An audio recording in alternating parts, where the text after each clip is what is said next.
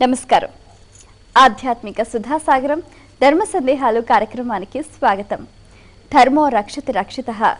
ధర్మాన్ని రక్షిస్తే ఆ ధర్మం మనల్ని రక్షిస్తుంది. మన భారతీయ సంస్కృతి సంప్రదాయాలు ఆచార వ్యవహారాలకి అనుగుణంగా ఒక్కో ప్రాంతం వాళ్ళు కొన్ని రకాల ధర్మాల్ని ఆచరిస్తూ ఉంటారు. చాలా సందర్భాల్లో చేయవచ్చో చేయకూడదో, చేస్తే ఏమవుతుందో, చెయ్యకపోతే ఎలాంటి పరిణామం సంభవిస్తుందన్న సందేహాలు చాలా మందిని కలవరు పెడుతూ ఉంటాయి. అటువంటి వారి ధర్మ సందేహాలకు శాస్త్రీయ సమాధానాలు అందించడానికి మన ముందున్నారు ప్రముఖ ఆధ్యాత్మికవేత్త, రచయిత, కాశీ కవి, శతావధాని శేఖర, విద్యా వారిధి, మీ అందరికీ సుపరిచితులైన డాక్టర్ పాలపర్తి శ్యామలానంద ప్రసాద్ గారు. వారితో మాట్లాడి మరిన్ని విషయాలు వారి మాటలో తెలుసుకుందాం. ఈనాటి కార్యక్రమాన్ని ప్రారంభిద్దాం. నమస్కారం అండి. శ్రీమాత్రే నమః. నమస్కారం. ధర్మస్య జయోస్తు. మొదటి ఉత్తరం చూద్దామండి. హైదరాబాద్ నుంచి రోహిత్ రాస్తున్నారు. ప్రదోష కాలంలో ఈశ్వరారాధన ప్రాముఖ్యత ఏమిటి తెలియచేయగలరు అంటూ రాస్తున్నారు. ప్రదోషకాలం అనగా పగటికి రాత్రికి మధ్యన వచ్చేటువంటి సంధ్య. ఈ ప్రదోషం పరమేశ్వరునికి చాలా ప్రీతిపాత్రమైన సమయం. ప్రతిరోజు ప్రదోషంలో స్వామివారు సంధ్యా తాండవం చేస్తారు. ఆయన చేసే సంధ్యా తాండవం ద్వారా 14 లోకాలకు క్షేమం కలుగుతుంది. సమస్త దేవతలు, రాక్షసులు, యక్షులు, కిన్నరులు, కింపురుషులు, మహర్షులు అందరూ వీక్షించేటువంటి గొప్ప సంధ్యా తాండవం. ఆయన సంధ్యానట అనేది కూడా ఆయన ఒక్కొక్క పేరు. అటువంటి ఈ ప్రదోష కాలం, దానిని మనకు దోష అంటే రాత్రి అని అర్థం. ప్రదోష అనే మాటలో దోషం ఉంది అని అనుకోకండి. దోష అంటే రాత్రి శబ్దానికి, రాత్రికి అర్థం కనుక రాత్రికి ముందు భాగము, అక్కడి నుంచి మనం రాత్రిలో ప్రవేశిస్తాం కనుక దానికి ప్రదోషము అనే పేరు వచ్చింది. కాలములలో మనకు ప్రాతః, ప్రదోష, ఇట్లా ఆయా సమయములకు ఆ పేరు పెట్టడం జరిగింది. కనుక రాత్రికి ముందు భాగంలో అస్తమయ సమయంలో మనం ఈశ్వరారాధన చేసినట్లయితే ఈశ్వరునకు చాలా ఇష్టమైన సమయం కనుక మన ఆరాధనకు వెంటనే ఆయన సంతోషిస్తారు. కనుక సంధ్యా సమయంలో, సాయం సంధ్యా సమయంలో మనం చేయవలసినటువంటి సంధ్యావందనాదులను నక్షత్రములు రాకముందే చేసి వెంటనే ఈశ్వరారాధన కనుక చేసినట్లయితే దానికి స్వామి చాలా సంతోషిస్తారు. కనుక ప్రదోషకాలంలో తప్పకుండా మనందరము శివాలయమునకు వెళ్ళి అక్కడ ప్రదక్షిణం చేసి అక్కడ ఉండేటువంటి గర్భాలయంలో ఉండేటువంటి శివలింగాన్ని దర్శనం చేసుకున్నట్లయితే ఏ రకమైన గ్రహ దోషములన్నీ తొలగిపోతాయి. ఏ దోషమునకైనా శివదర్శనము, శివార్చనము, శివాభిషేకం అనేది చాలా ప్రధానమైనటువంటి విషయం. అన్ని దోషాలు తొలగిపోతాయి. కాబట్టి మన ఇంట్లో శుభం జరిగినా అశుభం జరిగినా దేనికైనా తర్వాత తప్పకుండా మనం ఈశ్వరాభిషేకం చేయాలి. చేసినట్లయితే దానివల్ల వచ్చినవన్నీ కూడా దోషాలన్నీ తొలగిపోతాయి. కాబట్టి స్వామివారికి మనం చేసేటువంటిది సాయంకాల సమయంలో శివ పూజ, శివ దర్శనము, ఇవన్నీ కూడా మరింత మనకు స్వామివారిని సాన్నిహిత్యంగా దగ్గరగా ఆయన వెంటనే మనని అనుగ్రహించే విధంగా చేస్తాయి. కాబట్టి ప్రదోషకాలంలో ఈశ్వరారాధనం అనేది, శివ దర్శనం అనేది మనందరికీ క్షేమాన్ని కలిగిస్తుంది. మరో ఉత్తరం చూద్దామండి. గుంటూరు నుంచి సతీష్ రాస్తున్నారు. ఆంజనేయ స్వామికి సాష్టాంగ నమస్కారం చేస్తే శని పీడిస్తాడా తెలియచేయగలరు అంటూ రాస్తున్నారు. మనకి తెలుగులో చెప్పినట్లుగానే అలాగే సంస్కృతంలో కూడా పెద్దలు ఏం చెప్తారంటే అతి స్నేహ పాపశంకి అని చెప్తారు. మనకి బాగా ఆత్మీయులైన వారు, మనకి బాగా ఇష్టమైన వారి విషయంలో మన మనసు ఎప్పుడు అపశకునం. అంటే మన బంధువులు, మిత్రులు, బాగా మనకి ఇష్టమైన వాళ్ళు రోడ్డు మీద వెళ్తుంటే వాళ్ళకి ఏదో ప్రమాదం జరిగినట్లు, వాళ్ళకి ఏదో జ్వరం వచ్చినట్టు, జలుబు చేసినట్లు అనుకోకుండా మనకి తెలియకుండానే మనకు వాళ్ళ మీద ఏదో వాళ్ళకేదో జరిగిన భయం కలుగుతూ ఉంటుంది. దాన్ని పాపశంక అంటారు. కాబట్టి అది ఎందుకు జరుగుతుందంటే అతి స్నేహ, వారి ఎందుండే సాన్నిహిత్యం చేత. మన పక్కింటి వాళ్ళకు, వేరే వాళ్ళకు ఏదో వచ్చినా వాళ్ళకి 110 జ్వరం వచ్చినా మనం పట్టించుకో జ్వరం మామూలే అందరికీ అంటాం. కానీ మన వాళ్ళకి ఎవరికైనా కొంచెం కాస్త 99 రాగానే కంగారు పడిపోతాం. అట్లా మనం ఆంజనేయ భక్తులమయ్యి ఆంజనేయ స్వామి యొక్క అనుగ్రహంతో బుద్ధి, బలం, యశో, ధైర్యం, నిర్భయత్వం, అరోగత ఇవన్నీ ఇస్తారు మనకి స్వామివారు. ఆ స్వామివారిని సాష్టాంగ నమస్కారం చేస్తే శని పట్టుకుంటాడని ఇట్లాంటి భయాలు ఏమీ పెట్టుకోవద్దు. స్వామివారికి మనం నమస్కారం మామూలుగా చేయండి, సాష్టాంగంగా చేయండి. ఆయనను ఆదర్శంగా తీసుకుని మనం ప్రవర్తించాలి. అది ప్రధానం. రామాయణంలో కనపడేటువంటి ఆంజనేయుడు ఎన్ని విధాలుగా మనకు కావలసినటువంటి ఎంత ప్రతిభావంతుడో, ఎంత శక్తిమంతుడో అంత వినయ విధేయతలతో, అంత మౌనంగా, అంత కార్యశీలతతో, కార్యశూరతతో ఉన్నాడు. అవన్నీ హనుమద్భక్తులకు వస్తాయి, రావాలి. అందువలన ఆ విధంగా స్వామివారికి సాష్టాంగ నమస్కారం చేస్తే ఎటువంటి తప్పు లేదు. దానికి శనీశ్వరుడు బాధపడతాడనో, కోపపడతాడనో, పట్టుకుంటాడనో, శని పట్టుకున్నా కూడా వెళ్ళిపోతాడు. అంతే తప్ప శనీశ్వరుడు ఎందుండే మనకు అనవసరమైన భయాల చేత శని మనందరికీ కూడా మేలు చేసేటువంటి వాడే. మనల్ని కష్టపెట్టి మనందరం జాగ్రత్త పడేట్టుగా చేస్తూ ఉంటాడు. హనుమంతునకు, ఆంజనేయునకు సాష్టాంగ నమస్కారం చేస్తే శని పట్టుకుంటాడనే సందేహం కానీ భయం కానీ వద్దు. తప్పకుండా హనుమద్భక్తులమై ఆయన దారిలో మనం నడుద్దాం. మరో ఉత్తరం చూద్దామండి. చీరాల నుంచి లక్ష్మీకుమారి రాస్తున్నారు. దేవునికి నివేదించిన నైవేద్యాన్ని మనం ఎప్పుడు తినాలి తెలియజేయగలరు అంటూ రాస్తున్నారు. దేవుడికి నివేదించిన నైవేద్యం దాన్ని మహానైవేద్యం అంటాం, అవసర నైవేద్యం అంటాం. ఒక పూజ చేసేటప్పుడు షోడశోపచారములలో నైవేద్యం ఒక భాగంగా ఒకటి వస్తుంది కాబట్టి అప్పటికప్పుడు మనం చిన్న బెల్లం ముక్కో, ఒక అరటిపండు, అక్కడ ఉన్నటువంటి వాటిలో ఏదో ఒక నైవేద్యం పెట్టేదాన్ని అవసర నైవేద్యం అంటారు. వంట మొత్తం పూర్తి కాకపోతే అందులోంచి ఏ పాయసమో తీసుకొచ్చి అంతవరకు నైవేద్యం పెడతారు. ఆ తర్వాత మహానైవేద్యం అని మనం ఇంట్లో ఆ రోజు వండుకున్నటువంటి పప్పు, కూర, పిండి వంటలు ఇటువంటివన్నీ తెచ్చి ఆ రోజు చేసినవి, కూరగాయ పచ్చడి అవి మనం ఆయనకు నైవేద్యం పెట్టకూడదు. ఆ రోజు అప్పటికప్పుడు చేసినవి, శుచిగా చేసినటువంటి వాటిని కొంచెం కొంచెం పెట్టి అది నైవేద్యంగా, మహానైవేద్యంగా పెడతాం అనుకోండి. ఆ పెట్టినటువంటివి మనం మళ్ళీ ఆహారం ఇంట్లో తినే యజమాని, అతిథులు వీరందరికీ కూడా ముఖ్యంగా యజమాని ఆ పదార్థాలన్నింటినీ తాను చేసే భోజనంలో కలుపుకొని తినాలి. అదే ప్రసాద రూపంగా చేసే ఉంటాయి. పులిహోర, దద్దోజనం, చక్ర పొంగలి, అలాగే సత్యనారాయణ స్వామి వారికి చేసేటువంటి సత్యనారాయణ స్వామి వ్రత ప్రసాదం, ఇటువంటివి భోజనానికి ముందే వరుసగా అందరూ భోజనం చేయబోయే ముందు ఆ వ్రత తీర్థం అలాగే ఈ ప్రసాదం వాటిని తిన్న తర్వాత భోజనం ప్రారంభించాలి. భోజనం మధ్యలో, భోజనం తర్వాత తినడం అనేది అది సంప్రదాయం, పద్ధతి కాదు. తీర్థప్రసాదములు స్వీకరించిన తరువాత మన భోజనం మనం చేయాలి. ఆ విధంగా ఈ రకమైన పదార్థములు ప్రసాదం అయితే ఇట్లాగూ మనం చేసేటువంటి నైవేద్యం అనే మాట ఉపయోగించారు ఆ ప్రశ్నలో. కాబట్టి రోజు మనం నైవేద్యం పెట్టాలి. మన ఇంట్లో మనం ఏది తిన్నా నివేదన చేసే తినాలి. కాబట్టి ఆ నివేదన చేసేది ఎవరు అంటే ఇంటి యజమాని. ఇంట్లో నైవేద్యం పెడతారు, లేకపోతే ఆయనకు కుదరకపోతే యజమానురాలు ఆవిడ పెడుతుంది, ఇల్లాలు పెడుతుంది. దానిని ఇంటి యజమాని తినాలి. ఆ పదార్థములు కలుపుకొని మిగతా అవే పదార్థములు దేవుడికి పెట్టినవే మనం తింటాం కనుక మళ్ళీ మనం ఇంత పప్పు ఇంత కూరతో మళ్ళీ అంత పప్పు అంత కూర కలుపుకొని మనం తినాలి. కనుక అది నైవేద్యానికి సంబంధించిన సమాచారం. ప్రసాద రూపంగా అయితే ముందు తీర్థప్రసాదములు తీసుకుని భోజనం చేయాలి. మరి ఉత్తరం చూద్దామండి. విజయవాడ నుంచి సావిత్రి రాస్తున్నారు. కోడలు గర్భవతిగా ఉన్నప్పుడు ఇంట్లోని వారు వ్రతాలు చేయవచ్చా తెలియచేయగలరు అంటూ రాస్తున్నారు.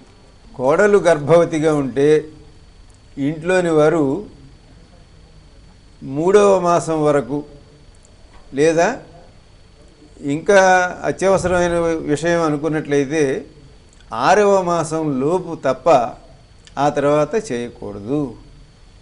అప్పటి నుంచి ఇంకా వాళ్ళ ఇంట్లో ప్రసవం అయ్యే వరకు కూడా వీటన్నింటినీ వదులుకుని గర్భవతి యొక్క క్షేమ సమాచారం వీటి ప్రవర్తన ఎందు మాత్రమే వారికి కావలసిన విషయంలో జాగ్రత్తగా ఉండే విధంగా ఈ నియమం ఏర్పాటు చేయబడింది. కాబట్టి ఆ కోడలు కనుక ఆ వంశం వారికి, ఆ ఇంట్లో వారికి అందరికీ కూడా జాతాశౌచం అనగా ఇంకా 7వ నెల నుంచి ఎప్పుడైనా ప్రసవం జరగచ్చు. సంపూర్ణమైనటువంటి అవయవములు లోపల ఏర్పడుతూ ఉంటాయి. అందువలన 3వ నెల వరకు లోపల ఈ వ్రతములు ఇవి ఆచరించుకోవడం, 3వ నెల వరకు కూడా అసలు పూర్వం గర్భవతి అవునా కాదా అనే విషయం తెలిసేది కాదు. ఇప్పుడున్న సాంకేతిక పరిజ్ఞానంతో వెంటనే తెలిసినప్పటికీ అప్పటికి తెలిసేది కాదు.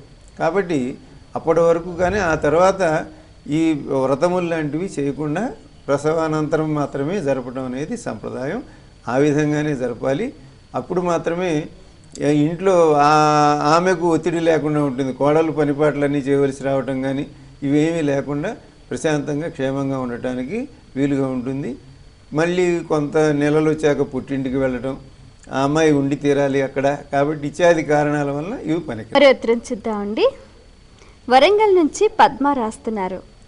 ఆలయాల్లోని దేవతలు కళ్ళు మూసుకొని ఉంటారు ఎందుకు, వివరించండి అంటూ రాస్తున్నారు. అసలు దేవతలకి కనురెప్పలే లేవు, వాళ్లకు అనిమిషులు అని పేరు.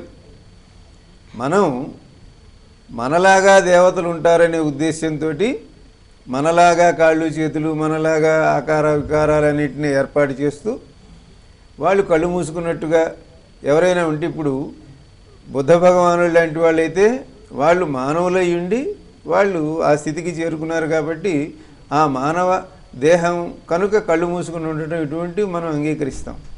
కానీ ఆలయాల్లో ఉండేటువంటి అమ్మవారు కానీ అయ్యవారు కానీ వాళ్ళు అసలు వాళ్ళకి కనురెప్పలే ఉండని వాళ్ళే దేవతలు. అనిమిషులు అంటే నిమిషము అంటే కనురెప్ప, అది వారికి ఉండదు. అందుకని రెప్పపాటు ఉండదు వారికి. రెప్పపాటు లేని వారు కళ్ళు మూసుకొని ఉండటం అనేది అది మనకు వారి దేహ స్వరూపాన్ని బట్టి సాధ్యమయ్యే విషయం కాదు. కనుక మనం మనలాగా ఉంటారు అని వారి యందు ఆ శిలా విగ్రహమునందు అనుష్ఠానముల చేత అన్ని విధములుగా ఆ శక్తిని ప్రసరింపజేసుకుని ఆ దర్శనం చేత దాన్ని మనం పొందుతున్నాం. అందువలన మనం కూడా ధ్యానం చేస్తున్నట్టు కళ్ళు మూసుకుని ఉంటాం. కాబట్టి అట్లాంటి విగ్రహాలు ఎవరైనా చేసి ఉండొచ్చు. కానీ అసలు దేవతలకు కనురెప్పలే ఉండవు కాబట్టి వారు కనుమూసినట్టు ఉండటం కానీ అట్లా ఉండకూడదు. మామూలుగా కన్నులో కనుగుడ్డు ఇవన్నీ కూడా ఎదురుకుండా కనపడేట్టుగానే పెడతారు. కళ్ళు మూసుకొని ఉండటం అనేది మీరు ఎందుకు అడుగుతున్నారో తెలియదు. కానీ మనకు ప్రసిద్ధమైనటువంటి దేవతా స్వరూపంలో ఎక్కడ కూడా కళ్ళు మూసుకోవడం అనేది సరైనటువంటి విషయం కాదు. వారికి అసలు కనురెప్పలే ఉండవు. మానవులు తమను వారి యందు ఆరోపించుకుంటారు. మనం తినే పదార్థాలే వారికి నైవేద్యం పెట్టినట్టు మన రూపమే వారిలాగా అనుకుంటాం. కాబట్టి ఎవరైనా చిత్రకారులు లేకపోతే శిల్పులు ఆ విధంగా చేయవచ్చు. కానీ నిజానికి అది సత్యమైన విషయం కాదు. మరి ఉత్తరం చూద్దామండి. ఒంగోలు నుంచి సౌజన్య రాస్తున్నారు. స్త్రీలు పట్టీలు ఎందుకు వేసుకోవాలి, శాస్త్రీయత ఏమిటి తెలియచేయగలరు అంటూ రాస్తున్నారు. రజత లోహం మనం ఉపయోగించేటువంటి లోహములలో మనకు నాభి క్రింది భాగం నుంచి రజతాన్ని ఉపయోగించాలి. వెండిని పై భాగంలో ఉపయోగించకూడదు.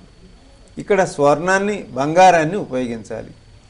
ఇక్కడి నుంచి ముఖ్యంగా మన చేతికి క్రింది భాగం నుంచి నాభి క్రింది భాగం నుంచి మనం వెండిని ధరించాలి. అది ఈశ్వరుని యొక్క అశురుపాతంగా చెప్పబడుతుంటుంది వెండి లోహం.